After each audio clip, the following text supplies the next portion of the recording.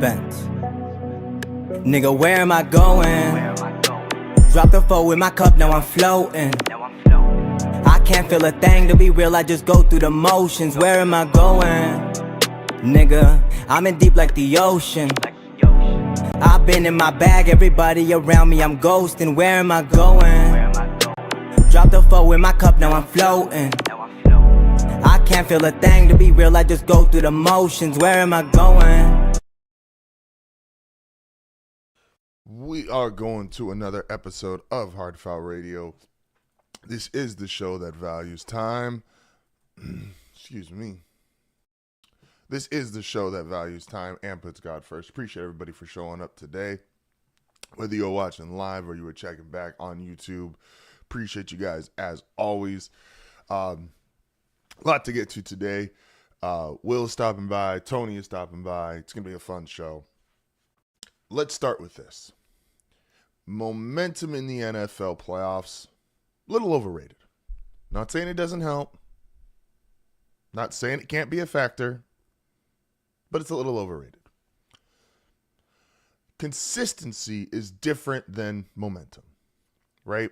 So people are going to tell you the Jaguars are on an 8-game winning streak, and that plays a huge part into why they are considered one of the favorites in these playoffs. And the Jaguars have had a great season. I underrated them all year long, and I took that back and said, hey, look, I was wrong about the Jaguars.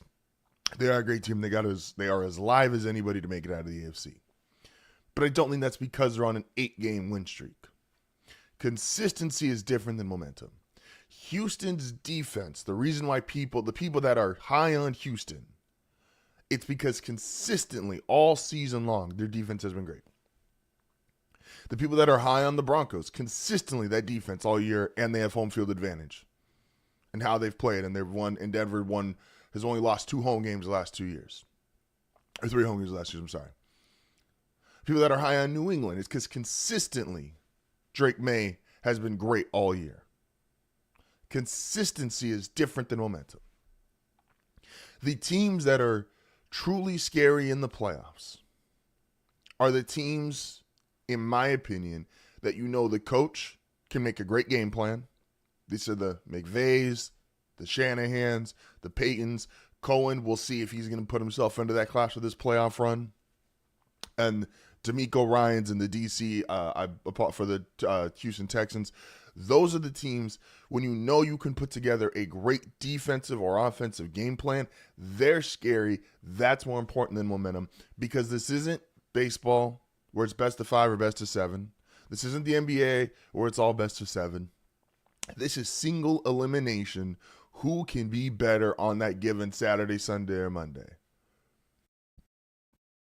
So I'm not worried. And the reason, if you want to pick the Jaguars, and that's a very live pick, that's a valid pick, then it's because you believe Liam Cohen can make a game plan to beat the Buffalo Bills and then go on the road again potentially and beat a New England or Denver.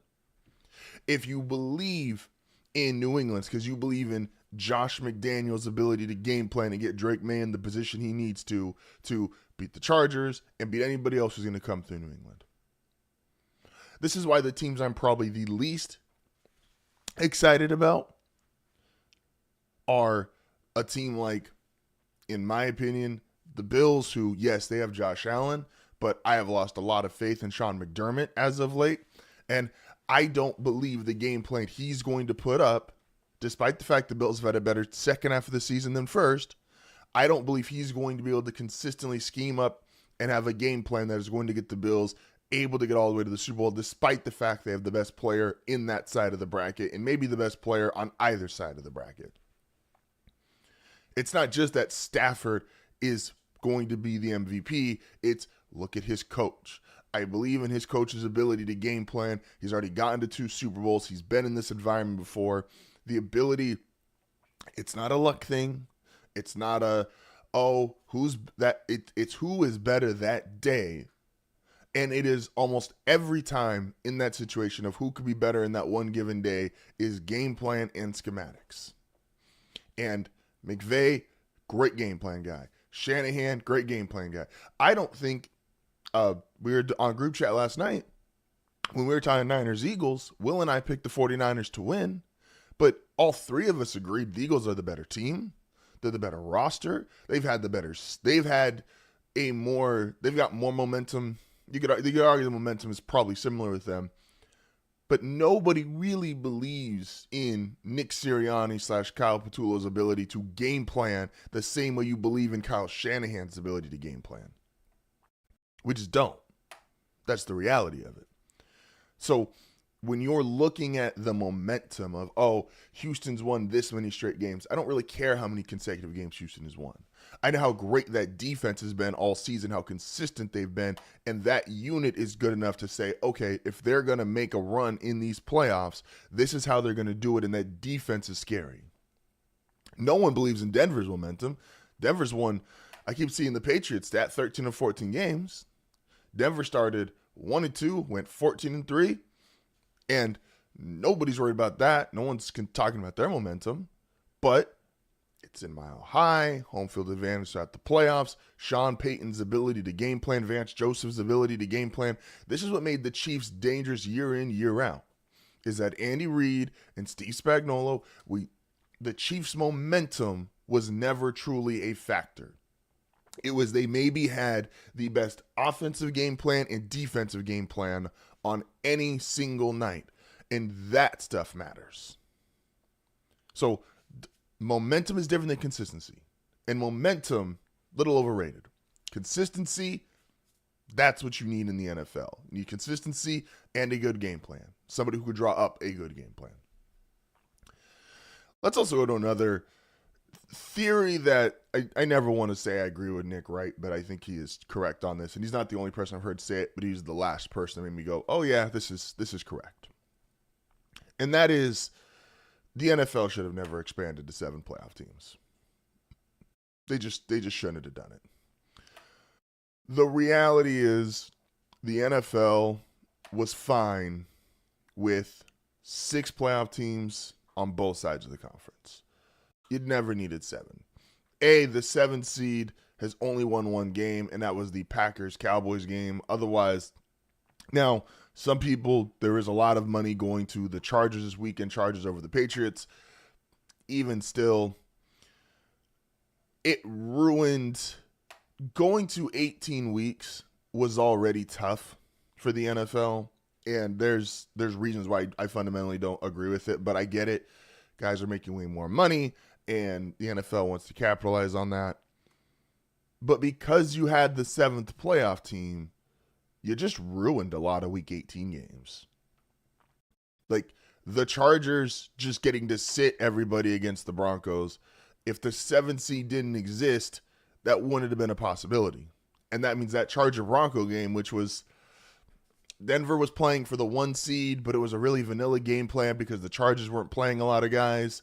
That game goes from to if the Chargers have to fight for the 6th seed because the 7 doesn't exist, that game's more exciting. It just is. The games, there was multiple games in Week 18 that, again, I could fundamentally disagree with Week 18 because of health reasons and player safety and stuff like that. But the reality is, for a product that the NFL is trying to put out, that was with the 7th playoff team. Like, we don't need both. You don't need more games and more playoff teams because you need urgency. It's the whole reason why sports work. You need urgency. Like, one of the NBA's problems, and the NBA has put out a great product this year, but one of the NBA's problems and Major League Baseball's problems is because there's so many games that if you root for a team like I do in the New Orleans Pelicans, you're out of it already. They're 10-30. I don't know if they're 10. I think they're 9, maybe it's 9-31 now. 9-31, 10-31, something like that. There's not a lot of urgency in their games outside of all they're playing for is, can their 2 rookies continue to improve, and can they figure out a rotation of potential head coach? But that doesn't create urgency for the average fan who just wants to watch a competitive basketball game. They're not playing for anything. And in the NFL, The one thing you have in football, NFL, college football, the thing you have over everybody is urgency due to the lack of the amount of games played. And so if you're going to have this seventh playoff team, which is going to flat out pull into your urgency, and now your urgency is not as high, it just isn't because your week 18 games don't mean as much. What are we doing? Why do you want that many teams? And yes, I'm aware. In some situations, yes, a week 17 game, or sorry, a week 18 game, if there was, we've had 17 weeks and 6 playoff teams, and there still be those kind of situations. But it's reserved usually for we've already clinched the 1 or the 2 seed, and we have nothing to play for. So yes, and that will still exist. And that's fine, because those teams have already eliminated the urgency if you're going to be a 1 or a 2 seed. You've already been great all year. You can if you want to rest guys, cool. But the 6th seed and the 7th seed having those same kind of privileges? And let's just be honest, there should be a good team that doesn't make it. Like, there just should be. Because I'm in the business of storylines and being entertaining, and a team that is so close to that playoff spot but doesn't just quite make it, that's a team that you look at in the offseason and go, oh, well, they were this close. What can they do to improve? Versus a guy who everyone acknowledges is a good coach. Everyone knows is a good coach. But Matt LaFleur has been a 7th seed every year post Aaron Rodgers, and he was a 7th seed 1 year with Rodgers. What does Matt LaFleur's coaching storyline look like if there's no 7th seed? Just asking. Like, we just didn't need additional playoff teams. And the 1 and 2 seed should both have buys. Like, I understand, again, in a 7-man format, why they only want to do it to the 1, but that does give an overwhelming advantage theoretically to the 1 seed versus the 1 and 2 seed should be on like the Patriots and Broncos won the same amount of games. And obviously I'm a little biased, but I think the Broncos are slightly better overall as a team. Obviously the Patriots have the better quarterback, but the Patriots should have a bye. The Bears this year, and the NFC is so crowded, the Bears should have a bye. Like, giving only the 1 team the home field advantage creates an even more disproportionate edge for that 1 seed. But the NFL has thrived and made a living off of urgency, and that has always been huge for its ratings, how compelling it can be. We don't need 7 playoff teams. 6 was fine, and we should go back. I know they won't, but we should. Oh man, a lot to talk about today. When we come back, show is a little different today. Why would he say that? Power rankings. Tony is joining us in the first hour. Will is joining us in the second hour. So much to talk about today. This is HardFoul Radio. Appreciate everybody. We will be back momentarily.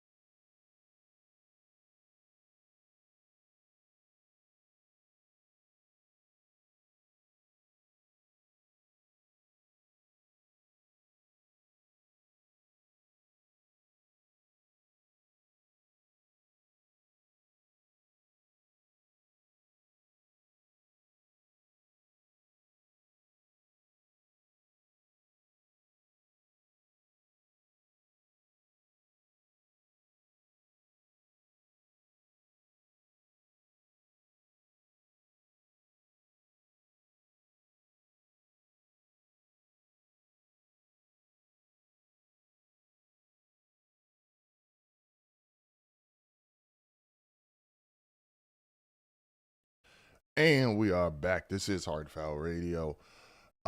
Favorite part of the show. Why would he say that? Before we get into power rankings and Tony joins us, I'm kind of attacking everybody here, and this is multiple people, because here's the reality.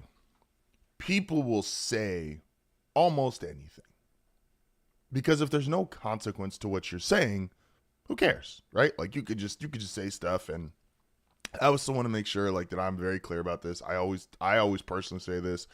Sports aren't that serious. We love sports. I love sports, but sports aren't that serious. You could do a million. There's real world issues and real things that are happening that are far more important than sports. That being said,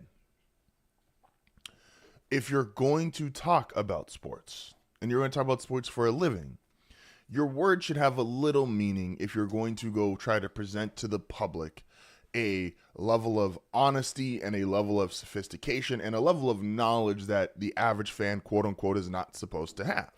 Because theoretically, if you are watching sports and you are now watching sports media, your expectation should be, okay, these guys maybe know something that I don't. I can learn something from them. Like that should just be, a part of the routine and a part of the deal. A narrative that I've heard all year that we got to kill. We got to kill it. Is that this team only wins close and I don't like them because they only win close. And am I a little biased because this is usually used to be a detractor from a team that I like a lot? A little bit. That being said, people will say anything if there's no consequence. Money is a consequence. Sports betting, sports gambling it's everywhere. It's not going anywhere. It is as big as it's ever been. People will look at a spread and go, oh, they're 7-point favorites. That's a lot of points. That same team, and let's say 7.5. 7.5 point spread. Oh, that's a lot. Are they going to win by a touchdown? I don't know. And people will make rational, the gambling part's not rational, but they will make rational and logic thoughts and process to try to figure this out. Versus that same team, 7.5, and they're like, I don't know. They will bet the under and go, okay, 7.5 is a lot of points in gambling. And then that same team could win by 6 or 7, and they'll go, man, they should have won by more. Man, they're not that good. Man, that was too close. When your money was actually on the line, you were smart enough and rational enough and could think enough to go, oh yeah, probably don't want to put my money on them because that's a lot of points. And that's why Vegas has made a career off of spreads. So when you just talk and you go, Denver only won by 7 today. Yeah, that's not enough. Denver won 19-3. That wasn't good enough. That wasn't really impressive. Denver's offense looked bleh. This is against the Chargers in Week 18. And the spread was 10.5. So not only did Denver cover, they covered convincingly. The Chargers couldn't move the ball, which they were aware of. And I think the game plan reflected in that. And if your money was on the line, there was real consequence. You actually had to care about what you were saying, thinking, doing, etc. You would have put your money on, you will look at the 7-point spread and go, oh, this is a lot of money. That's a lot of points. But if you could just talk, you could just say anything, it's not enough. That's not impressive enough. The Chiefs game, Denver won by 7.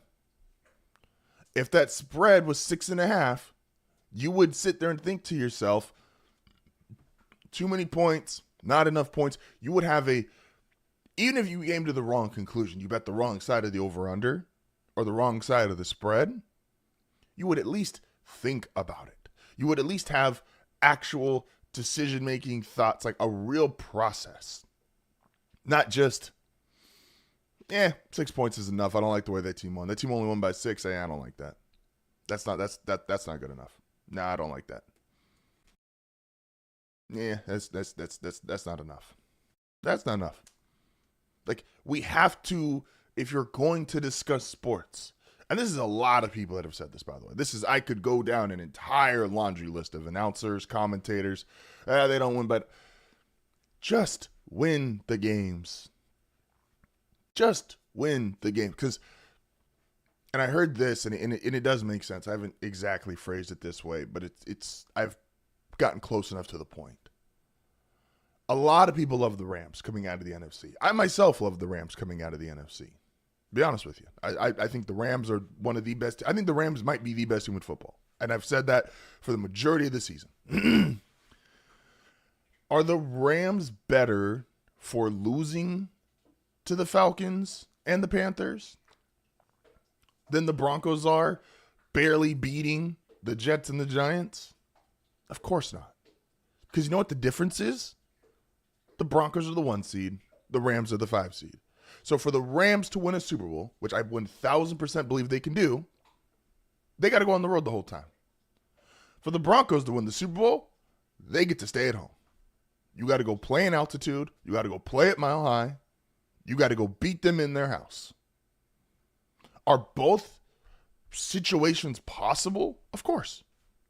Denver could get to the Super Bowl and home field advantage would be a huge factor, and the Rams get to the Super Bowl and not have to play a single home game. These are both true things. But would the Rams prefer to be the 1 seed? 1,000%. So you can say what you want. We criticized the Chiefs last year, and the Chiefs, it looked worse because, and some of the Chiefs stuff was a little ref inflated, which is why as a product it looked bad. But what the Chiefs did is they got 15-1, that got them home field advantage, and that's why they were successful in the playoffs. That's their reality. So when the Chiefs were doing that last year and they got home field advantage, that's when they get to the Super Bowl. And when the Eagles last year, who were also inconsistent, the Eagles only looked dominant during the playoff run. They did not look dominant during the regular season. There were issues during the regular season, and they were coming off a regular season the previous year where they had collapsed. They had started 10-1 and then ended horribly. But they were dominant in the playoffs, and that's why we all thought coming into the season they were just going to continue to be dominant. You don't got to be dominant in the regular season. If you're just good enough and you win your games you need to in the regular season, and then you go dominant in the playoffs, boom, you're an all-time team.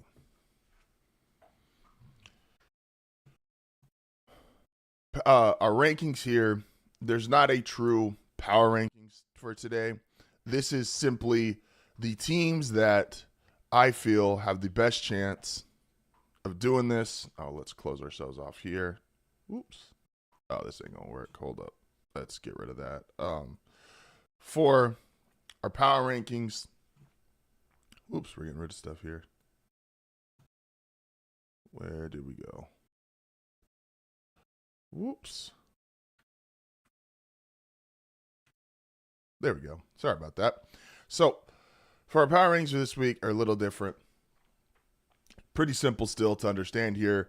These are, in my opinion, the teams that have no chance, would be shocked. QB has to do it, absolutely could and should, as far as reaching and winning the Super Bowl. Like I said, in my opinion, the Rams are, you could make a case of the best team in the NFL. I've been saying that all year. I'm not going to retract that right before the playoffs start. And then the Broncos and Seahawks both being 1 seeds that you have to go to Seattle, go to Mile High. Those are huge advantages. You should get to the Super Bowl. You should. The teams that absolutely could win a Super Bowl. Absolutely could. The Patriots, the Eagles, the Texans, and the Jaguars.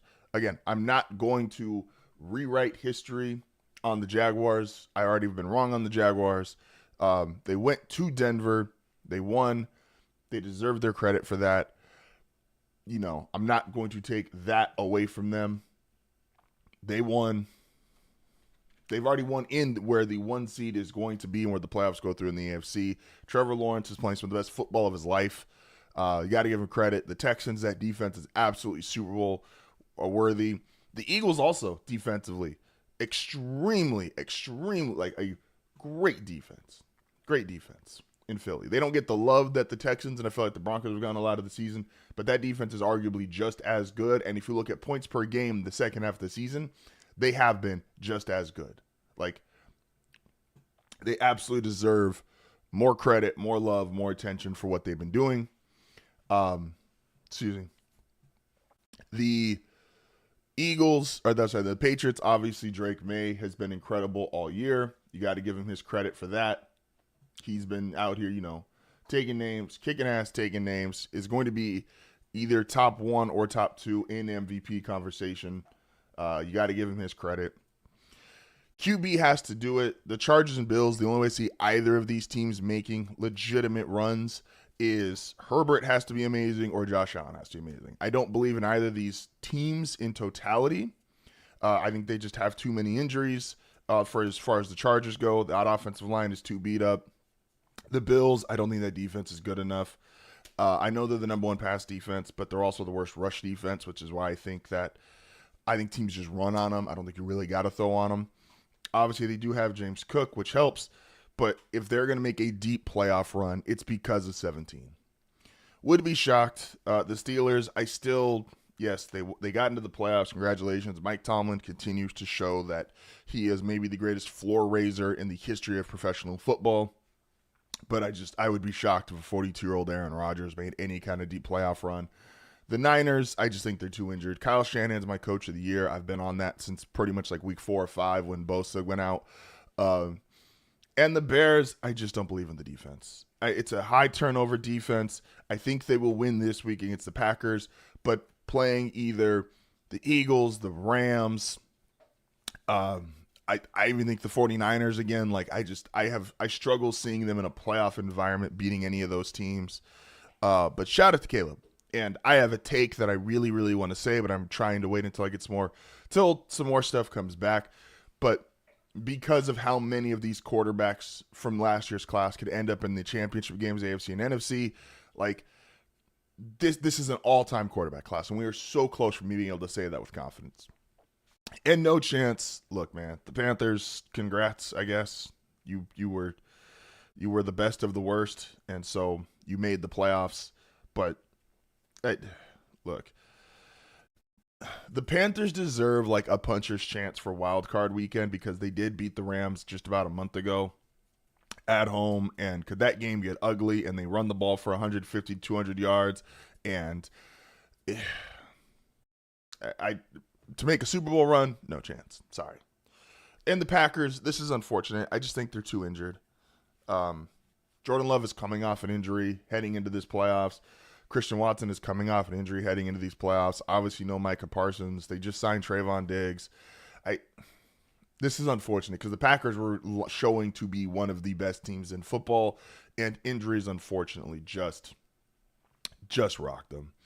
I will say, and we're going to have Will on here in a second, this feels like the Bears' worst matchup. The Bears cannot lose this playoff game to the Green Bay Packers. You can't. This would feel like the worst loss for a team that has made so much momentum.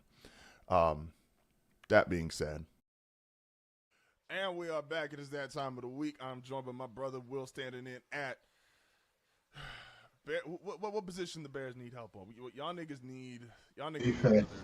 They need a linebacker. They need pass rushers. We got 6'3", 250. You would play defensive end?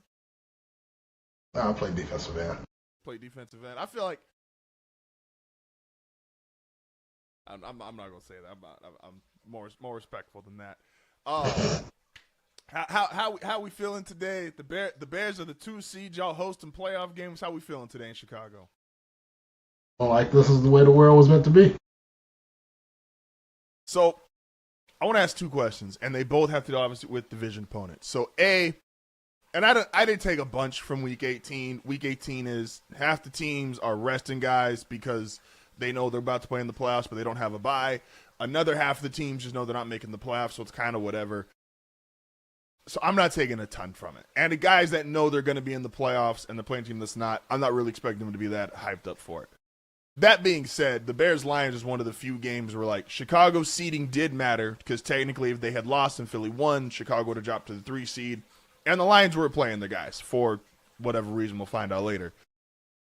Did that make you feel any less confident heading into the postseason? It's like, damn, like the Lions beat us again. Like that's been, even as Chicago's gotten better, that's been like the one team it seems like it's hard to get over. Nah, that didn't really change how I felt about going into the playoffs. I mean, I think some of the things that you're saying in that game and some of the stuff that we kind of talked about, especially when it comes to the defense, like I think there's a lot of people who have tried to overhype the Bears defense all season, and it's like they are, like, you know, like I said, of course they lead the league in takeaways, but they give up yards. They give up yards in the air. They give up yards on the ground. Like, you know, so it's like they not. I don't think they top 10 in any stat outside of takeaways, like on the defensive end of the ball. So they take, you know, they take the ball away. They get turnovers. They got a turnover at the beginning of that game. Yeah. Now that Bears-Niners game was literally the first play of the game or the second. Well, no, that wasn't. Yeah, so I'm thinking about the Bears. I know they got a turn. Did they get a turnover in this game? I think they did get a turnover in this game too. But even still, the defense is who they've been all season. Yeah. Which is. I mean, we didn't let them score 52. So I mean, also like, but it's also, you know, they gave up. But the defense, even that, like I seen a lot of people kind of talking about, oh, they only gave up 16 points or they only gave up 19 points, and it's like, yeah, but they, like, every time the Lions had the ball, they pretty much got to the red zone. Yeah, no, that's. So I mean, you know, if you want to give like the red zone defense some credit, then hey, you can, you know, we can do that. They got there every time. No, it's important. Like that's it. It's odd because like Denver and Houston have kind of been going back and forth throughout the season. It's like, okay, who's got the best defense? And the red zone is the polarizing one because Denver's the best red zone defense in the NFL, and Houston's actually bottom 5, which is wild. But it's so fucking hard to move the ball on Houston that it's like, well, they just don't let niggas in the red zone, and it's like, yeah, that works. And Denver, it's like, well, they just get so many sacks. It's like that kills drives too. And this is the other part that's interesting. So the Bears obviously end the regular season, the Lions, and now they get round 3 against the Packers, who this has to, like, for Bears fans historically, this has to be like a triggering thing. Because it's like, A, Ben Johnson maybe gets to make good on his word. He said he wants to beat Matt LaFleur twice a year. I was thinking about that. I said if you win this one, you beat him twice a year, like you said. Absolutely. It is also the very worst team you could lose to in the playoffs. Like, if the Bears lost after this season, losing to the Packers, as great as the rest of the season has felt and all the progress, I feel like this would feel worse. Am I tripping on that? And what is your confidence level going into this Packers game?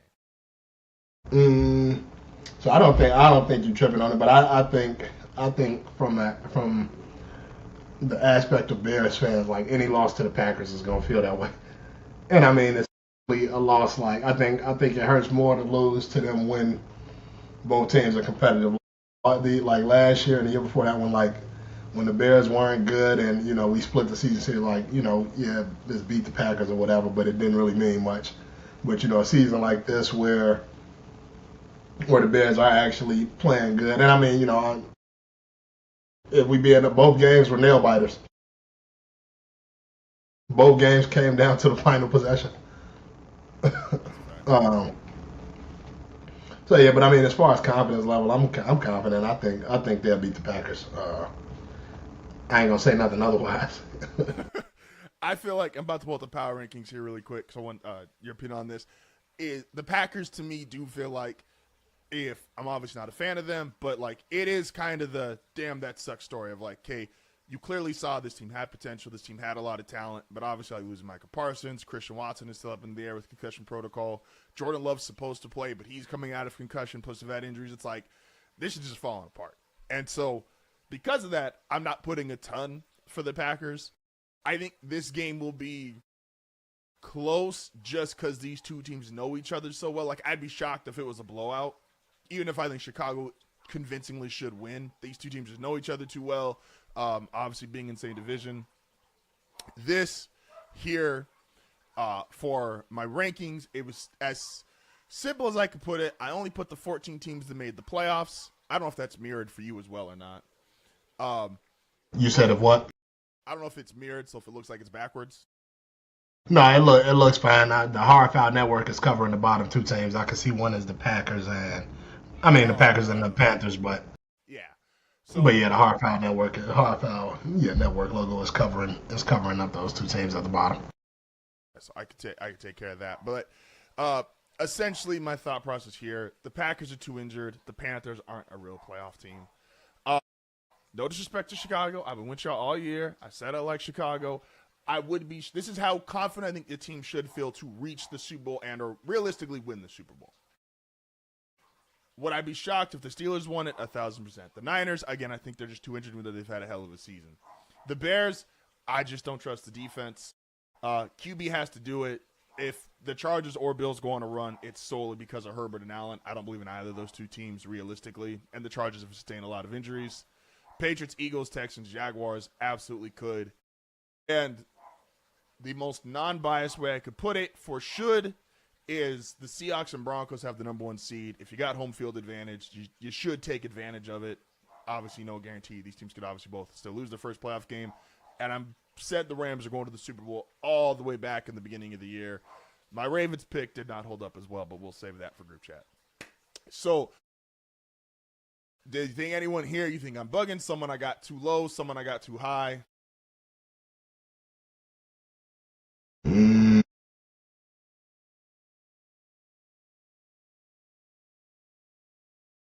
I don't believe in the Jaguars. If I say that, I'm hating. If I say that, I'm hating. And I didn't believe in them all year, but I have to give them some respect of like they went to Denver and they beat up the Broncos convincingly. And I'm like, okay, that's a playoff scenario. Do I feel good in a rematch? Yes, because I think there are some things that I trust Sean Payton, I trust Vance Joseph, I trust this defense still. I think it would go different around two, but the fact of the matter is they did it. They went to the 1 seed and said, whooped y'all in your own house. So I've got to give them and for the Texans, is Nico Collins healthy? Nico Collins is healthy. Their O-line is still ass, but their defense is fucking nice. Like if you told me their defense is amazing. They just didn't give up 17 points in any game, I'd be like, yeah, I believe it. Now, they could lose 1,000% 17-14, but I don't really have any. I don't have any like real like. Outside of not believing in the Jaguars, like because I wouldn't put them in the QB has to do it either. Like, but I just don't like. You know what I mean? Like, so I don't have them in the absolutely could, but I also wouldn't say like that's dependent on Trevor Lawrence type of deal. Trevor's been hooping. I'll give him his credit. I clowned on him. No, for sure. But Trevor's been hooping. Yeah, I ain't mad. I'm not mad at this. Let's go. I'm 2 for 2. Let's go. You said 2 for 2? I'm 2 for 2. You and Tony. That means perfect list. Couldn't mess it up. Perfect list. I know what I'm seeing here. Got the NFL down pat. What did Tony say about it? Tony said the only team he would move up is so the same thing you said about the Jaguars, he said about the Bears, where he's like, I wouldn't put him necessarily in QB has to do it, but he also. I think the Bears. I was on the fence with that one because it was like not a QB has to do it, but more like a QB could do it type of deal. Like, yeah, but I think even in watching like I think that last game. I think early on it was like I don't think they passed enough early on. I think when I was kind of watching it because I ended up leaving out to go watch the game. Like I started watching it at home, but then kind of early on I got up and left and went out to go watch it, and so I missed some of it. But even when I was kind of watching like the stats, it looked like it was just the first couple of drives was a lot of running the ball and not really, trying to let Caleb make some plays. And I think that'll probably come more in year 2. I know Ben Johnson is, I know he liked to run the ball, but I think in year 2 with as far as him and Caleb being together, I think we are gonna see more of him maybe letting Caleb go a little bit earlier in the game. No, But and everybody always talk about establishing the run, so you got to establish the run. You can't just not run it at all. But it's a damned if you do, damned if you don't, because it's like if you look back on the game and it's like, oh, you only ran the ball 20 times and threw it 40-something times and you lost, they're going to be like, oh, you should have ran the ball more. And it's like, but if it goes the opposite way, like, oh, you should have thrown. It's damned if you do, damned if you don't. It's just, can you execute? yeah, it's almost like I don't even know what to. I think I was seeing a lot of people on Twitter. They were like, "Oh, the Bears like luck in the second half is gonna run out and blah blah blah." And it's like when you keep doing it, I don't know if it's luck.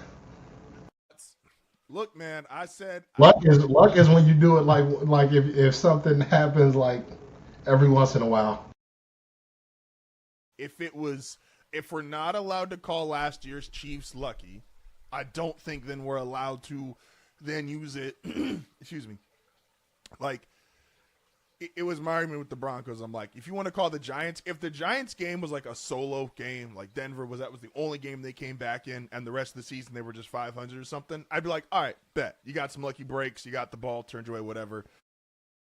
You can't luck into 14-3. You can't luck into 11-5. I just don't believe that. Not even just that, but like when they talk about like the luck is, you got to remember that 3 of the games that they lost, they came back in the fourth quarter too. It just came down to one play. So when you look at that Lions game, it came down to like pretty much the last play. Like the Lions won it on the field goal.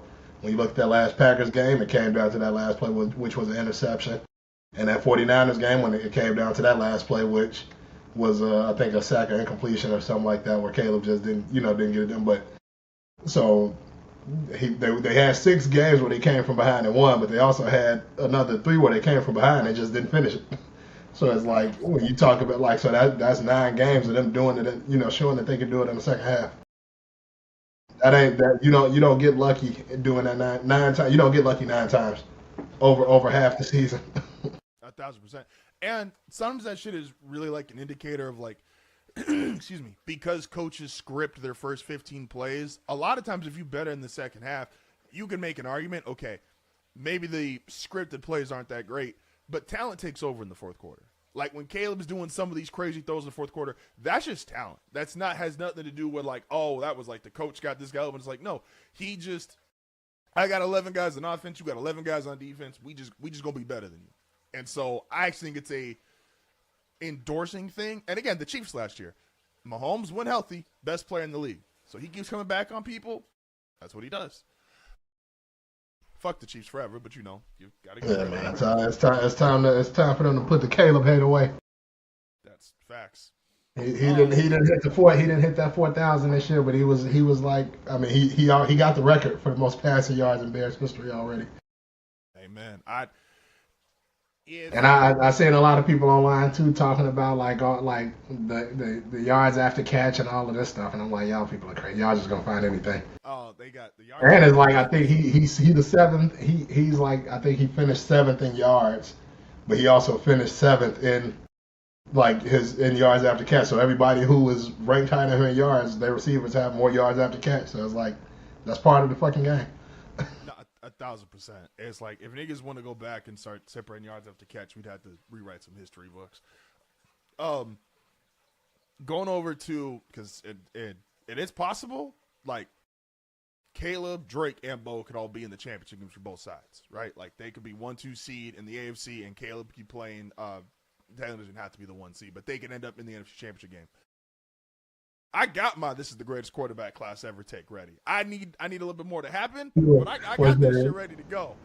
Between Drake, if Drake may win MVP and all of them are playing in the championship game. Oh, it's see now I'm just conflicted because 83 is also up there, and like I just watched the Elway doc, and I'm like I'm a little conflicted, but I'm ready. I gotta finish him watching his interview. Hey, no, him and Sharp interview was like I felt bad because I was. This is the story for group chat. Because there's something I thought about Elway that I no longer think about because Shannon genuinely seems like they cool for real. It wasn't just like an interview with them talking. Like they seem like they really have like a good relationship.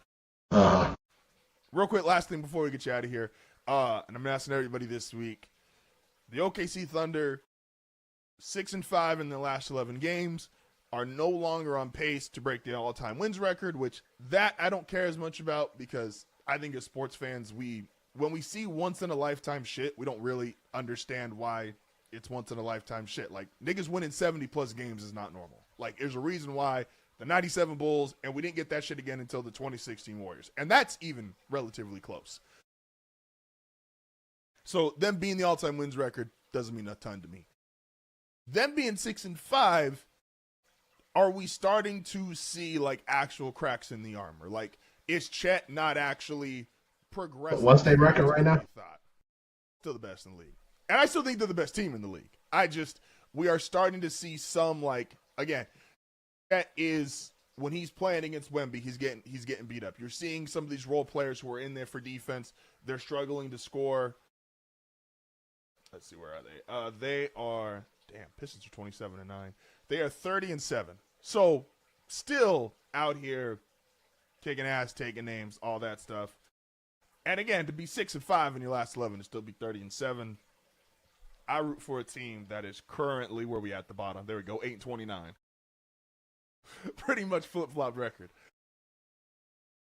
But do you think we're starting to see some, like, okay, because like 2 weeks ago, the season felt inevitable. It was like, okay, the Thunder's clearly the best team in the league. They're going to run away with this shit.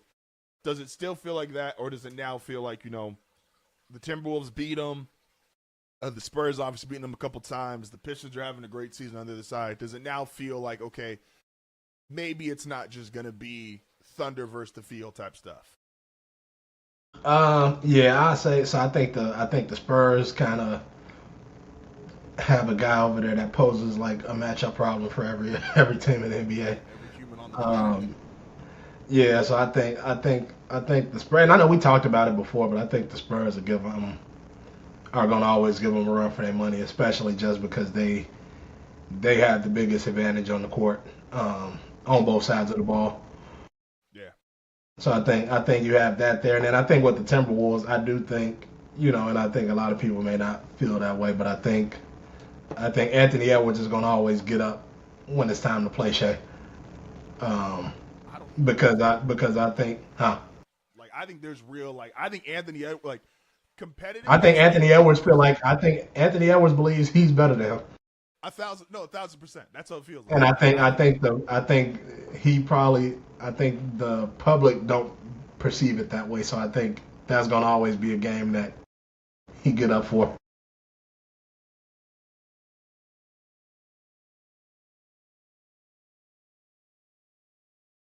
So what's his number so far this year? Man. And then Booker just gamed him 2 games ago. 5. Oh yeah, I did see Booker. Golly. Anthony Edwards 29-5 and 3.7 assists, 50% from the field, 40% from the three. He would be wrong, but Anthony Edwards has the kind of game and at least how his personality comes off where, like, I don't think he really thinks anybody's better than him. Like, genuinely. Like, and I don't think he's wrong, like, for feeling that way. No, he's not. He is top 5-ish, and so if he's looking at it, he's never gonna have a real 1v1, obviously, versus like Jokic, Giannis, and Wemby. They're just too tall, too big.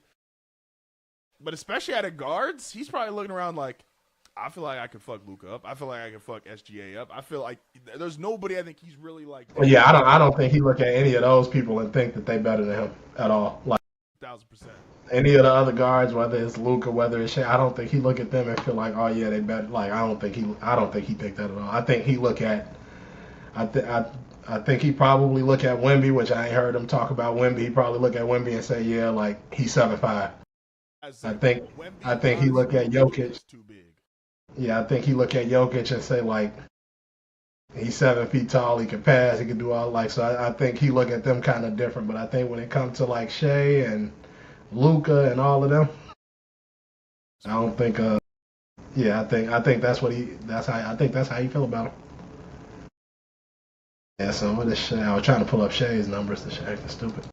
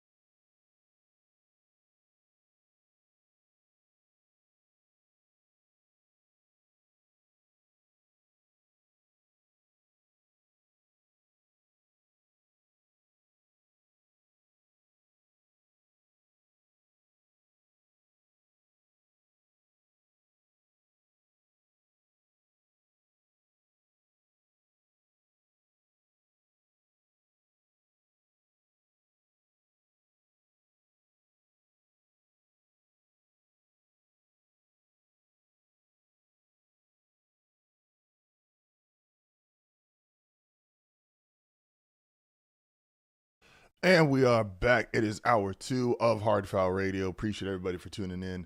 So, excuse me.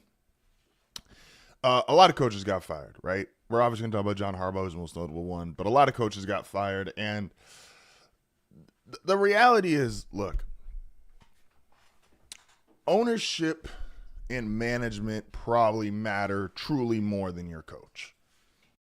Like, it's so much so that like a coach like Zach Taylor, if he had any other owner, would probably be fired.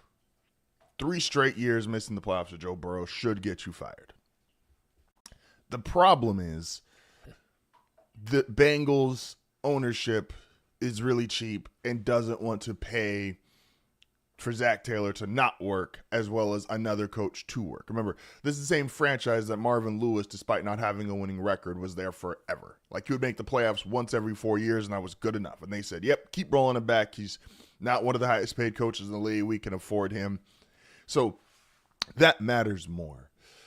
But the coaches that got fired, like Jonathan Gannon, it just wasn't working in Arizona. I get it. Arizona obviously also, they're willing to move off coaches earlier. They moved off Wilkes after just a year. The Raiders and Pete Carroll, I never fully bought into the Pete Carroll experience. He's obviously gone. Pete's 70-something. He is if you think he's a Hall of Famer, then fine. He's won collegiately and professionally, but that clearly wasn't working. The Jets not firing Aaron Glenn is definitely a choice. To finish a season with not a single interception and your defensive head coach, and it doesn't really feel like you built, quote unquote, a culture. The Jets' leading passer threw 1,200 yards. Their leading rusher had just over 1,000, and their leading receiver was Garrett Wilson with a little over 300, and he hadn't played since week 6. So how Aaron Glenn kept his job, that's kind of a minor miracle. But there's not a lot of surprise. Like the Browns, Kevin Stefanski, I think this is the Browns owner, if anything, is bought into Shedeur Sanders. I think Shedeur can work. Obviously, the Browns would be better for him to do that. But like Shedeur can work, but the Browns owner, I think, clearly has bought into him. And I think there being an obvious disconnect between Shedeur and Stefanski. The owner's going, hey, I want to go another direction because I think this guy can work. And if you're Jimmy Haslam, like, you're going to be able to say you were smart enough to pick out Shedeur and then pick out a coach that will work with Shedeur if you get this right. So, and the Browns are historically dysfunctional, so we'll see how that goes. John Harbaugh being gone, and by the way we do these is when I record with Tony and Will to get these segments in. So John Harbaugh has not been fired at this point. By the time when I talk to Tony here in a second. So he is going to make a case for who he'd want post John Harbaugh, but this is not. Go listen to group chat last night, and we'll have a video coming out today as far as what happened with John Harbaugh. But John, it was probably just time. John Harbaugh's a good coach. John Harbaugh can coach next year if he wants to. He'll be able to walk away for a year and then go pick a job in a year if that's what he wants to do. He'll have a lot of options. He's a good coach. He's a Super Bowl winning head coach. He's got all the credentials you could want. Like, he will be fine. He will have work. He's not going to be out of work for any long period of time unless he specifically chooses he wants to.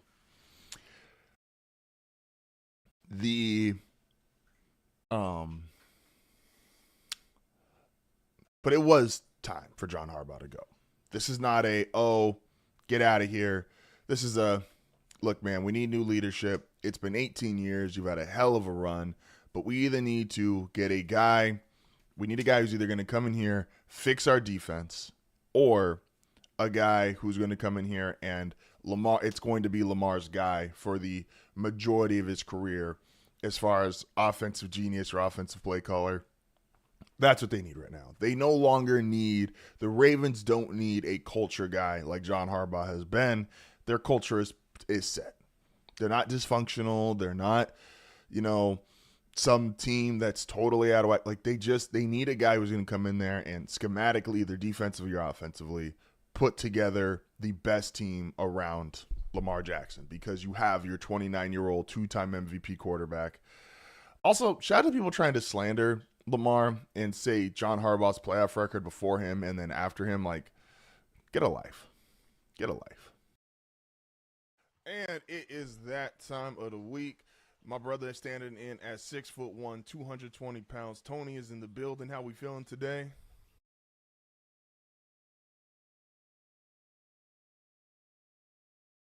You're the one who said you wanted a 6-foot receiver and over a 6-foot receiver in his prime. I would appreciate that. That would be nice to have. Shout out to Zay Flowers though, for sure. Nah, he had a game. I said yesterday the bullying worked. To an extent. Hey man, look, can't have everything.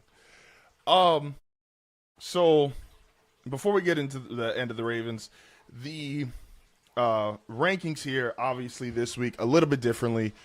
No non-playoff teams there, so there's no need for get out. Even though realistically the Panthers should be on that list, but who am I to make NFL rules?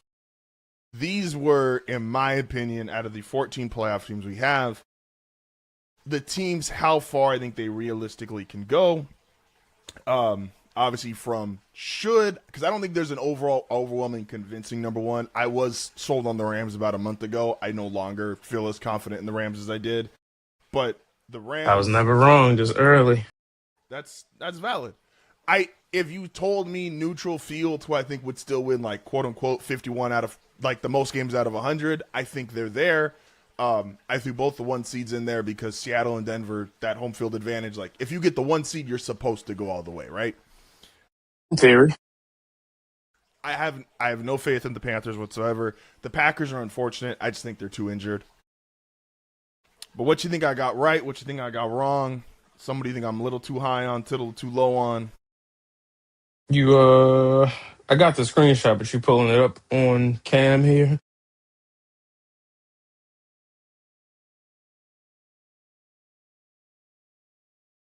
Oh, Mr. Fancy Graphic, man. Can't hear me. Whoops. Where's my audio?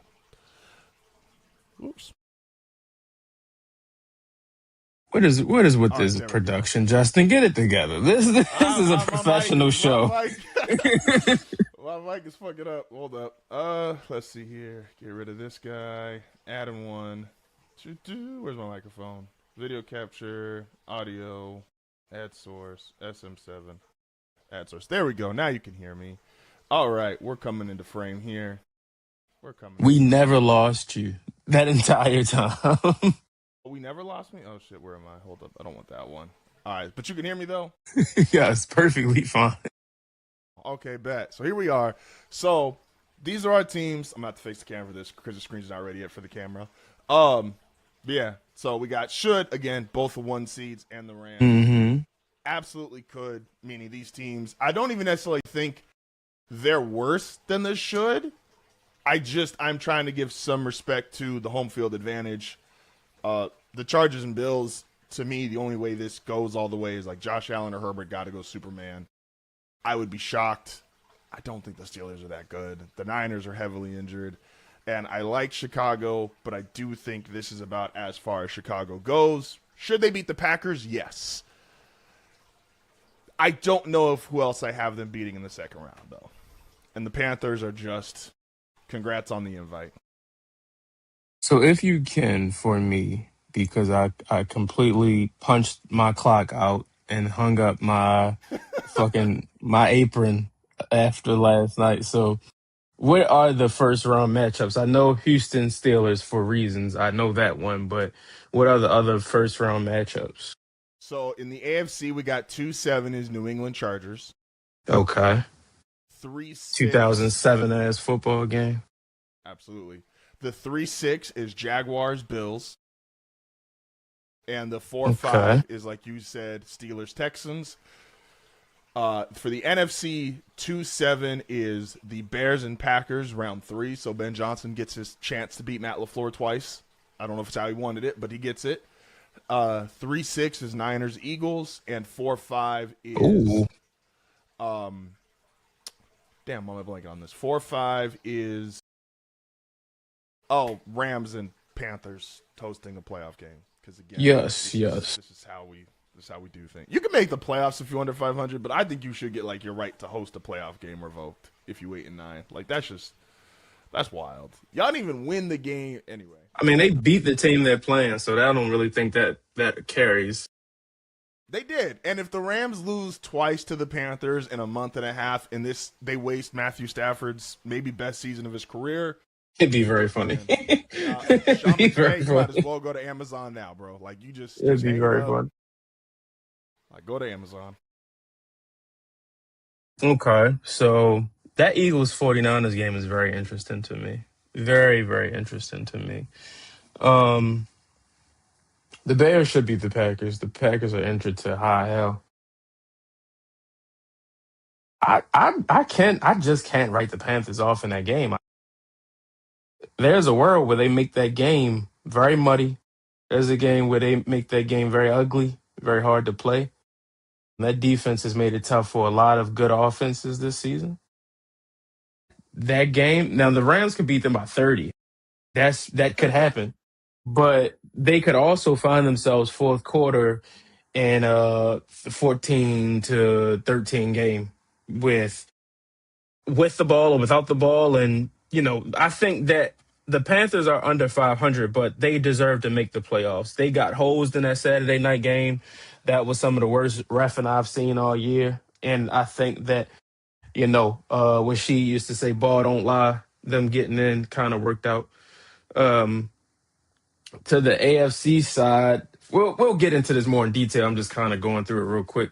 We'll get into it more on Wednesday. But the AFC side, like I do not know who is going to come out of the AFC. I can legit see every single team on the AFC side going to the Super Bowl, Steelers included. So that side is just going to be very, very crazy to me. Like I cannot call it at all on the AFC side. Like it's going to be very weird. You think the Steelers can make the Super Bowl? I really do. And that's not me saying I think the Steelers are good, but that is me saying this is the playoffs. Shit gets wacky in the playoffs. And if you're telling me that you have a Steelers team that like the Panthers, I was more veteran presence and more high pedigree of players. But if you're telling me you got a Steelers team that can make it messy, that can make it a muddy game. They can muddy the waters. They can get it to the fourth quarter, and it's a one-score game. Hey, I don't see why they can't. But to the chart here, everything to me looks pretty good.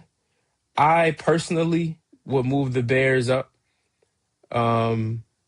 Probably I can't put him in QB has to do it tier, but I can't necessarily put him in absolutely could tier. I'll probably create like a little separate middle tier there for the Bears. Like could see it, wouldn't be surprised if it didn't happen. That's what I would call that tier for the Bears.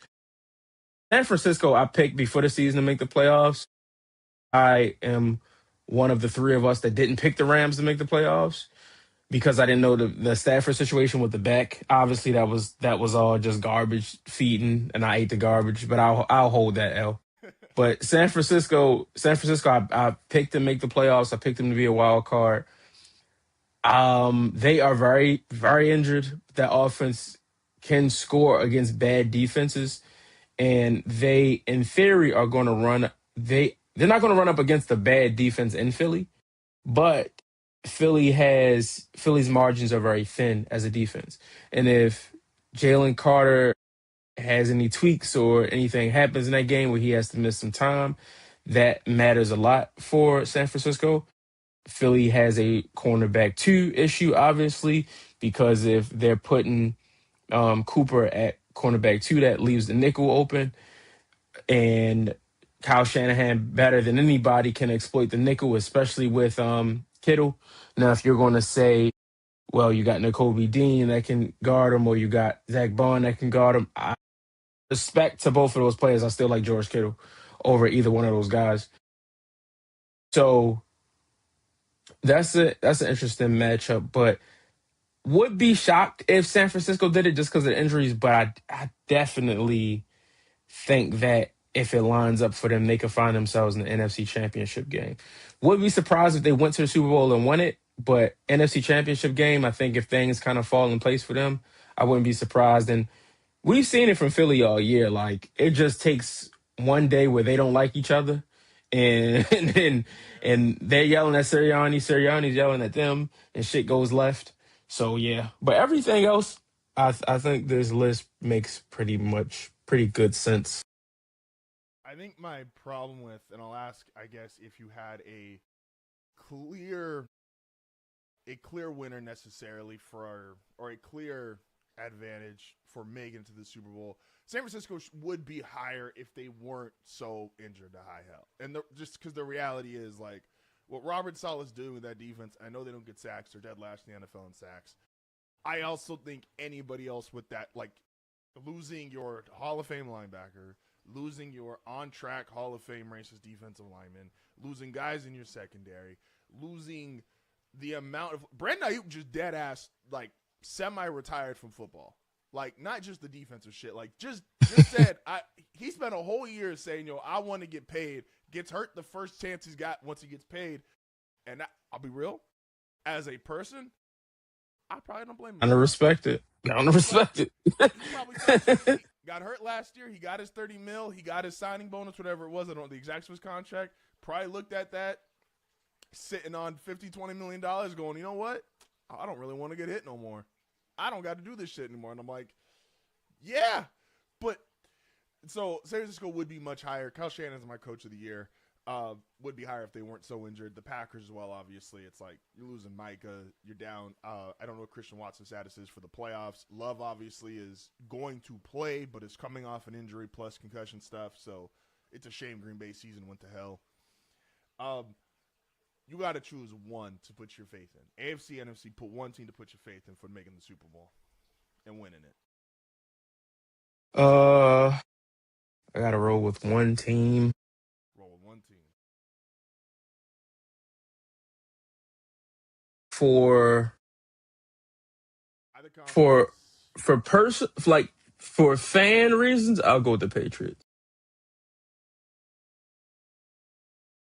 And I don't really even feel strong about that. But they have actually no. Because I said that's the Ravens kind of, and we'll talk about them, but the Ravens have kind of like thrown off a lot of good shit that I said because I was so high on them and it did not go well. That I was the one that said I thought Houston could beat anybody. I was very high on Houston coming into the season. I looked at Carolina and said I think that they'll be closer to the divisional title than missing the playoffs. Like, it was a lot of good things. So as I think about one team I got to go with, I kind of want to go Houston, but that line is not really good. They've been playing better, but they're not that good. But that defense is phenomenal. Actually, I get the most stake out of this one. I'm going Seattle. I'm going Seattle because they have Mike McDonald. There's Sam Darnold, who obviously brought me a lot of joy as a college football fan. So JSN is incredible. Big JSN guy. I like JSN a lot. And that defense is crazy. So I'll go Seattle. If I gotta mark down one team that I have that I can put my hopes in to make the Super Bowl and win it, I'll go Mike Mack in Seattle. Just gonna say there's two teams that terrify the hell out of me. So I do have a little bit of PTSD from the Jags. So the Jags and the AFC scare the hell out of me. And Seattle scares the hell out of me for a reason, which you said is rational. What I said is not. We watched the Elway doc the other day, and they were showing obviously his first couple Super Bowls, and the first one was the Giants, lost 39-20. My wife was like, damn, they got their ass beat. And I'm like, that was the close one. Washington steamrolled Yeah. 55-10. So maybe the greatest team ever, but San Francisco steamrolled them 55-10. And she's like, does Denver just get the ass whooped every time they go to Super Bowl? I'm like, no, they won two at the end of his career, and then they won another one. It's like, oh, so they won the rest of them. Like, no, they played Seattle. Nah. Seattle scares me because I'm like, I can't live that twice in my life. Like, if they get to Seattle and a similar result, I'm gonna have to start watching golf more. I said yesterday, I did kind of like my little placings for my hard left for the seasons, and while I was most strong on the Jaguars because I did not credit them whatsoever during the really 90% of the season, and by the time we got the last two games, it was too late to give them legitimate credit. The second thing I was most wrong on was the Ravens, because I was holding out, lost some money on it, that I was convinced at 1-5 they were still going to be there. Lamar was going to be Lamar. We've already kind of talked about what has happened. What was Sunday night like, and what does the next steps need to be for the Ravens? Sunday night was what you thought it'd be. Like I remember, I was sitting here in our bedroom, me and Erica watching the game, and I said, this shit is going to go. I think it was 10 to. I think it got to 10-3. I think it got to 10-3, and Steelers make the field. Oswald makes the field go from like 50 fucking 6, because of course he does. I told Eric, I said, this game is going to come down to the Ravens. I said, the Ravens are going to lose this game. I said, this game is going to come down to either they have the ball late with a chance to win and they won't, or the Steelers are going to go down and drive and win the game late, either with a kick or a touchdown or something. Because if you're a real Ravens fan, not just a Lamar fan or some shit like that, or for social media agenda purposes, if you're a legit real deal Ravens fan, you're from the city or you've rooted for the Ravens for your whole life type shit. You saw where this game was going. You saw where the game was going, and you always try to tell yourself that no, it's not going to happen this way, it's not going to happen this way, but you know it's always going to happen that way. They come out early, they go up 10 early, get the Devontae Walker touchdown. Tyler Luke makes a kick similar from where he missed late in the game, but we'll get to that. He makes the kick. They go up 10. Rogers goes back out there. They don't get nothing. Ravens get the ball back. They can go up 13 to 17 points. At halftime, we're at 10-3. The Ravens are lucky for it to be 10-3 because the Steelers get a pass interference on Kyle Hamilton in the back of the end zone. Steelers get the ball at the about the two or the one essentially for the last play of the first half. They go with a pitch to, I think it was Gainwell, could have been Warren, doesn't really matter. They go with a pitch play and shut it down. It's 10-3 at the half. You don't feel good because as a Ravens fan watching this game, like they should have at least 20 points right now. This should be at least a 17 to 20 point lead for the Ravens, and it's not. So you already don't really feel good. You're happy they got the stop to limit the bleeding, but you don't really feel great going in the half because it's only a 7-point lead in Pittsburgh against the Steelers. Come out second half, you get them the second down, and what happens next let me know the game was over from there. Kyle Hamilton goes out with the concussion. He's down way too long. I knew he wouldn't clear protocol. I knew he was going to be out for the game. Kyle goes down. From that point, the Steelers go, I believe it went touchdown, touchdown, field goal, punt, or touchdown, field goal, punt, touchdown, touchdown. Can't win like that. Can't win like that, and nothing good comes from that. So as the Steelers are essentially taking control of the game, they have all the momentum on their side.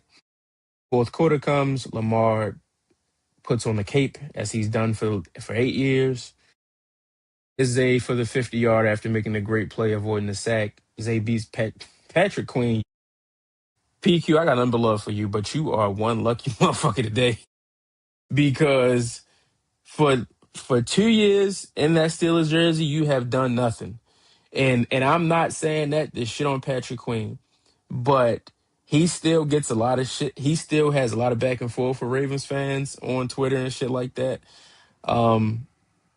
And he's a really good player, but he got lucky last night because if the Ravens defense is competent, that play is a big play that he gave up down the field. So Lamar puts on the cape and Zay Flowers. They both put the capes on. Go, Superman, Batman, Robin, however you want to go. They carried that Ravens offense late.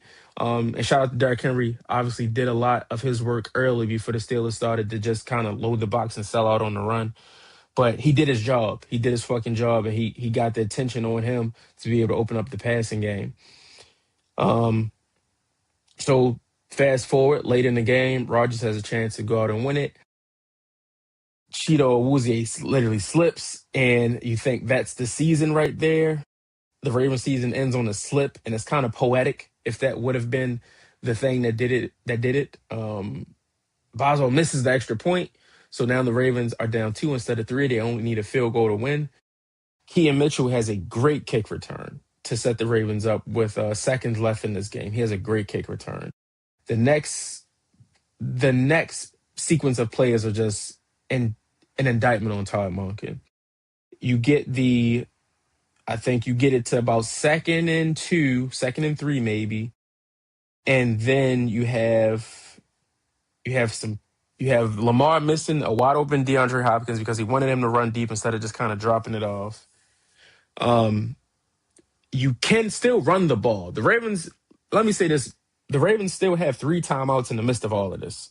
In the midst of everything that's going on, the Ravens still have 3 timeouts to work with. They could have still ran the ball to the guy who in the fourth quarter is known to break big runs, to the guy who in the fourth quarter is known to break down defenses. This Steelers run defense, which is not a good run defense.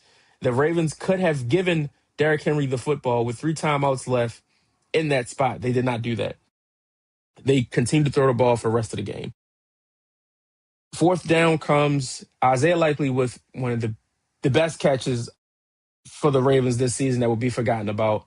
A great play on fourth down. He goes up to get it. Lamar puts it in a spot where only he can catch it. And he comes down with the ball after just a lot of bad luck he's had over the last 2 seasons, going back to the Chiefs opening night. This season with the fumble on Thanksgiving against the Bengals, the touchdown that should have but didn't count against the Steelers early in the season. So for him to make that play, it was huge. It was great for him, and obviously sets the Ravens up with an even better chance to win the game. We are at 12 seconds. 2 seconds get put back on the clock, so we're at 14 seconds. The Ravens did something. John Harbaugh did something that is the exact reason why this team should move on. With 14 seconds left in the timeout, with a rookie kicker in one of the most hostile environments you can play in, especially for kickers, the numbers are clearly there, especially for kickers. The Ravens have the ball at about the 30 or so yard line, not even in the red zone, at about the 30-yard line. They have a timeout. They can give Derrick Henry the football. If you don't want to put the ball in the air, I can respect that. You don't want to put it at risk in that way. Fine. You can give Derrick Henry the football with 14 seconds left in the timeout. If Derrick Henry, he's had his fumbles this year. If Derrick Henry fumbles in that spot, you live with it. You eat it. No fan with a brain, at least, will bitch at you for going down with Derrick Henry. No one can shit on you for that. That's an honorable death. That's going out with honor. We can respect that as real fans. Instead, the Ravens decide to not only take a knee, but Lamar runs back 2 yards to get the ball into the middle of the field for Tyler Loop. So a 42-yard kick turns into a 44-yard kick. That 44-yard kick, if Derrick Henry is stopped, you are at where you were going to be anyway, taking the knee. If Derrick Henry stopped in the backfield, you are where you were going to be anyway. So there's really no harm, no foul there. If Derrick Henry is not stopped and picks up any type of momentum, if he picks up any type of positive yardage, this is a under 40-yard kick. This may be a touchdown for the game.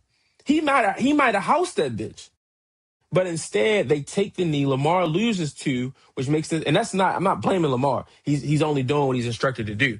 He loses 2 yards. This is now a 44-yard kick, almost 50-yard kick in Pittsburgh for your rookie kicker, who, on top of having to make this kick to keep your season alive, he's playing in the shadow of the best kicker that has ever played football.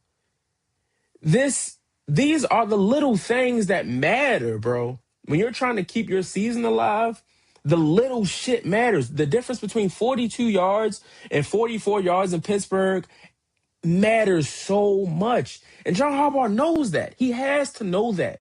You cannot put him in that spot. It's an awful spot. He has to make the kick. He has to do his job for sure. That's what he gets paid to do. But he's a rookie. You cannot put him in that spot. He's a kid in the by NFL standards. He can't be in that spot. He just can't.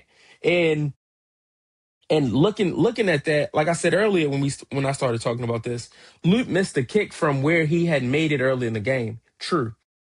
That 44-yard kick in the first quarter with low stakes might have looked like 30 to him.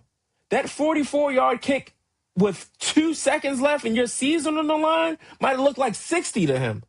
It's just that it's that different, and it's that type of shit why this team cannot just run it back. They cannot decide to run it back. You've essentially had 4 years with this squad to make something happen. It hasn't happened. You got to move on. 2022, you draft Kyle, you trade for Roquan. That's essentially you saying we're kind of going for it right here. You don't. Lamar gets hurt in that season. It finishes weird with the Tyler Huntley fumble in Cincinnati.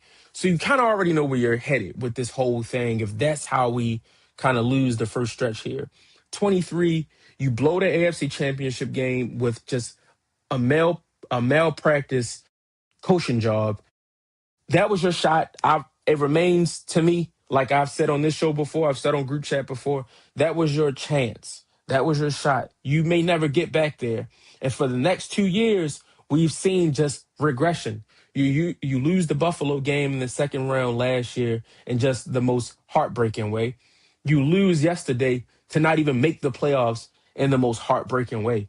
Steve Bisciotti has not been known as a public owner. He's not been known as a guy to get in front of the cameras, get in front of the media, and put his face out there. He works in the shadows and let Eric DeCosta and John Harbaugh do their thing, and Ozzie, obviously. But this team cannot just run it back. John Harbaugh cannot be the coach of this team next year. Todd Monken cannot be running this offense next year. Zach Orr cannot be running this defense next year. This team needs new life. It needs a new energy to it. And I'll say this before we move on. I've said it on this show so many times. I've said it on group chat so many times. Letting Mike McDonald go is arguably the worst thing this franchise has done over the last 15 years, I'll say. Outside of like off the field stuff. From a football standpoint, letting Mike McDonald leave is one of the worst decisions this franchise has made. And over the last 2 years, we've seen in 2023, you have the number one defense. You have the only defense in NFL history to lead the league in points allowed, turnovers, and sacks. Since Mike McDonald's left, he's gone to Seattle. You are not in the playoffs. You finish your year 8-9 with a terrible defense and a lackluster offense. And Seattle is the number one seed with a first round bye with the statistically best defense in the league. This will haunt them for a long time. No, that's valid. Where I know Marcus Freeman was somebody that you were looking at. Obviously, he went back to Notre Dame. If would you go offense or defense as far as looking for a head coach? And if so, do you have somebody in mind? First 24 hours, and I don't necessarily think this is a great fit because I kind of think he's overrated, but I've heard some Kevin Stefanski talk. I don't know how you feel about that. But where's your mind going when you think of new head coach for the Ravens? Well, to answer first part of that, I don't think Harbaugh's going to get fired. I think they're scapegoating. I think they're scapegoating coordinators, and they'll bring in new coordinators instead of a whole new regime. So I'll say that first. I don't think he's going to get fired. I don't think they'll be a part of ways, that type of thing. Like, I don't think any of that happens. I think he's going to be the coach again. To the next part of that, I think Jesse Minter kind of has to be the first guy on the list because the Ravens tend to hire guys that have either a link to the Ravens or come from other respected coaches. Harbaugh was under Reed for under Andy Reid for years. So, he had that pedigree being under a Hall of Fame guy. Billick, when they hired Brian Billick, he obviously had his pedigree with Minnesota. So I don't see like a lot of options that can come in and and be something that's unravens like, if you get what I'm saying. Like, I think Sark is going back to Texas. I think that would have been something to consider, maybe because of his offensive mind. But I think Sark is going back to Texas. Um, what other assistants and things like that will emerge, we'll see. But for me, it's about the coordinators. Who are the coordinator options that's going to come in? I wouldn't mind Raheem Morris coming in to coach this defense. That I don't mind that. Raheem Morris is just not a head coaching guy, but we saw what he did with those Rams defenses. We saw his track record with different defenses over the years. The Falcons defense was relatively pretty good. Like, they weren't awful. The Falcons didn't put an awful defense on the field. They had their offensive struggles throughout the year, and maybe the defense gave up some plays here and there, but that's a more personnel thing than it is anything else. So I wouldn't mind Raheem Morris coming in. I don't think Stefanski's taking a coordinator job. I think his next job is going to be as a head coach, be it NFL or college. So I'm not really looking at that. But yeah, it'll be interesting this next 48 hours to kind of see where things go. But I do expect Harbaugh back again. That's it. The Falcons actually, the one thing the Falcons had to fix, because they were historically bad the last 4 years with sacks, Hmm. they fixed it. No one just cared. Like, Denver got off to such a crazy pace with sacks. The Falcons were second in the NFL in sacks, which was all they wanted. Like, and that's what they thought was the problem, was because they were historically bad for, again, those last 4 years. They had 57 sacks this year. It Yeah. was just, again, it just wasn't talked about because Denver, most of the season, they ended up falling 4 sacks short, but they had a chance to break the record, and so nobody was really discussing, second place. But last thing here really quick before I get you out for the NBA.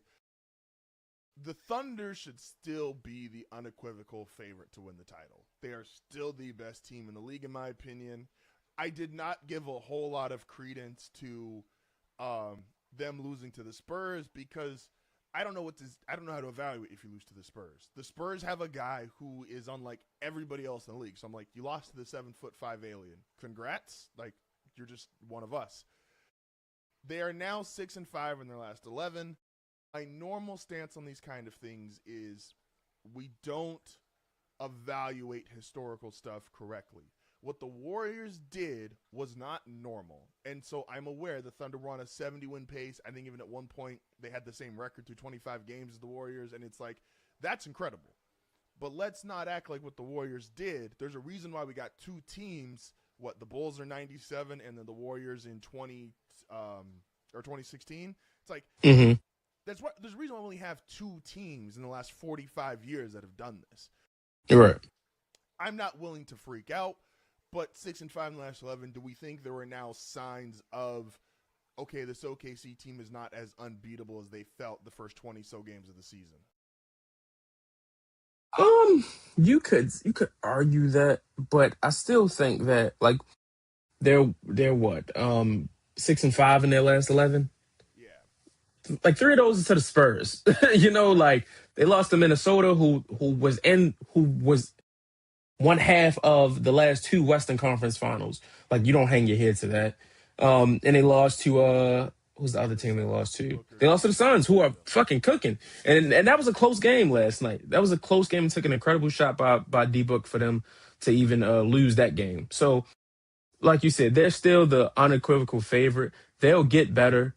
Um, shit, are they looking to make some moves to get better? Like, they have the capital, obviously. Like, is there a move they want to make to kind of bring in a guy or two to rearrange things and get them back on a sharp track as they were on early in the season? So that remains to be seen. But even if they don't and they stay steadfast in what they got, like, this is still a team that I don't think anybody can beat 4 times over a week and a half stretch. So they're fine. Now, should they be worried about San Antonio? Absolutely. I think we have more than enough evidence to know that.